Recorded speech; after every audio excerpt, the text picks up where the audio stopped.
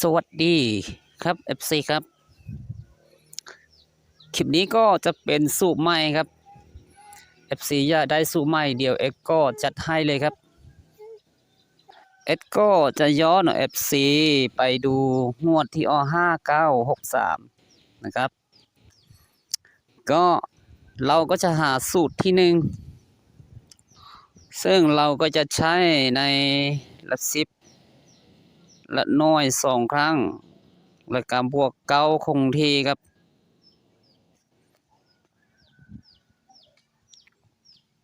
เอาตรงนี้ก็ได้นะครับก็จะเริ่มงวดนี้เลยนะก็คือ2 ครั้งก็จะได้6บวก0ก็ได้6บวก9ก็จะได้5เพิ่มไปอีก1ตัวได้6สูตรนี้ก็จะมีแค่2ตัวก็งวดถัดไปก็จะใช้2 ครั้งได้6บวก6ก็จะได้2บวก9ของที่ก็จะได้1และ2นะครับงวดนี้2 ครั้งก็จะได้4บวก9ได้3ไปบวก9คงที่ก็จะได้2และ3ก็งวดถัดไป2 ครั้งก็จะได้4บวก5ได้9บวก9คงที่ก็จะได้8และ9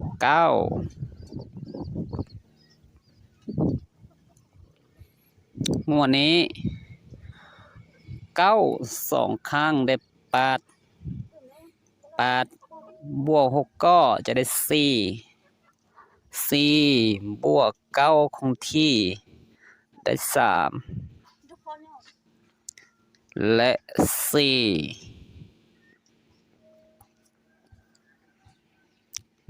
2 ครั้งได้2บวก4ก็จะได้6แล้วเอาไปบวก9คงที่ก็จะได้5และ6งวดนี้2 ครั้งก็จะได้2บวก2ก็จะได้4บวก9คงที่ได้3และ4นะครับก็ลองดูงวดล่าสุดวันนี้นะครับ FC 2 ครั้งก็จะได้0บวก4จะได้4บวก9คงที่ใช่ไหมก็จะได้3ใช่ไหมได้3และ4ก็ก็จะไล่อย่างนี้ครับถ้าเราใช้แค่2 ตัวหมวดนี้5 6ก็ถือว่า6เข้าที่หลักสิบ2เข้าที่หน่วย2เข้าหน่วย8 9ก็หน่วย3 4ก็ไปที่10 5 6ก็ไปที่หน่วย3 4ก็ไปที่10ว่าสูตรนี้เราก็จะเน้น10 หน่วยครับ FC ถ้ามันเอาอย่างนี้นะครับก็จะลองดูว่างวดนี้จะมี3และ4อยู่ที่ละ10หรือละหน่วยไหมเดี๋ยวก็จะหาสูตรที่2หรือว่าสูตรตัวจับคู่ครับซึ่งสูตรที่2เราก็จะใช้ตัวเนี้ยก็คือใน ละแสนบวกเจ็ดคงที่ไปที่เจ็ด6บวก7ก็จะได้3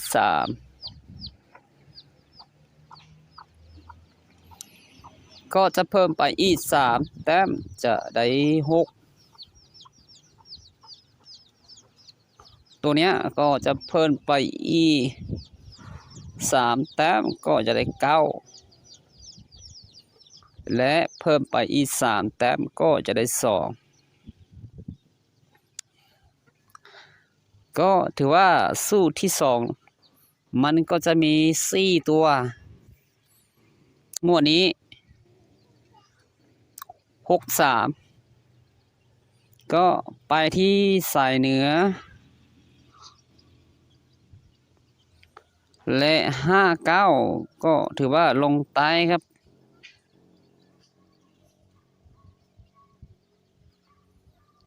งวดนี้ได้2ดิ้งสำหรับสู้นี้ก็งวดถัดไปก็จะใช้3บวก7คงที่ก็จะได้0 3 6 9งวดนี้ก็ไปที่สายเหนือ92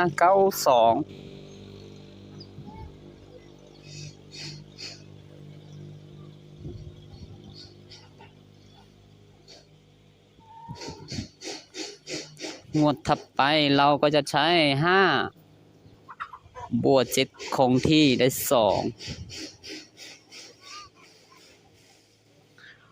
ตัวเนี้ยมันเพิ่มไปอีก3แต้มใช่ไหมก็จะได้3แต้มก็จะได้8และ1ก็จะไปที่52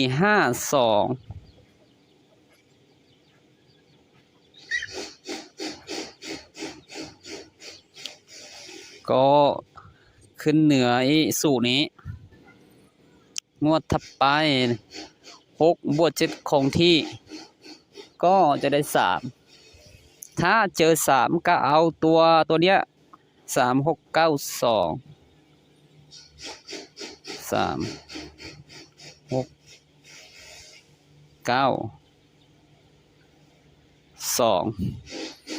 3692งวดนี้69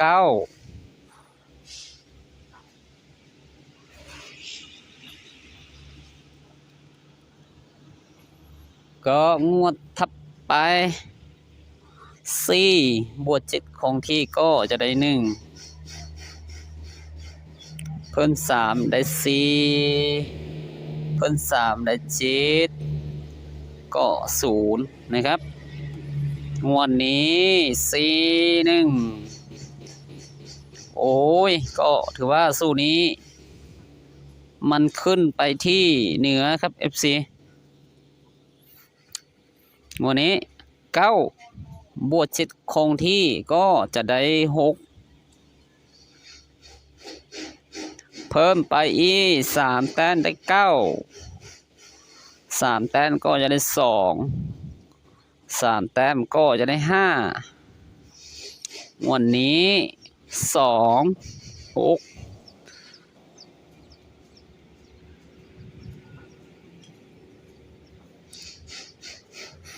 สู่ไม้นี้ก็ถือว่าเดินดีก็งวดนี้2บวก7คงที่ก็จะได้9ใช่ไหมก็น่าจะใช่นะครับ9 2 5 8ใช่ไหมใช่ครับ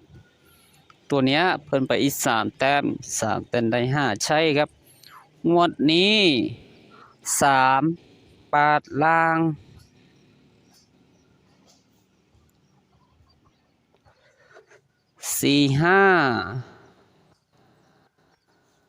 บนอีกครับงวดนี้ได้2เด้ง สูตรนี้ก็ไม่ใช่ธรรมดาครับ FC ก็จะลองดูงวดนี้7ไม่ใช่ครับก็คือ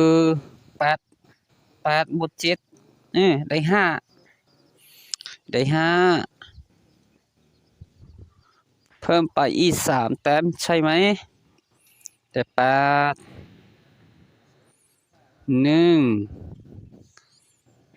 4นะครับไม่แน่ครับงวดนี้ FC มันจะเอาตัวเก้าก็ว่าไม่ได้นะครับเราก็จะมาสังเกตหรือว่าวิเคราะห์อย่างนี้ครับก็คือเราจะเอา2สูตรนี้ถ้ามันชนงวดนี้ชนไปที่6ก็ถือว่ามาที่6งวดนี้ไม่ชนแต่ก็จะคู่ไปที่92นะครับงวดนี้ชน2ออก2จะคู่ได้ตัวครับงวดนี้ชน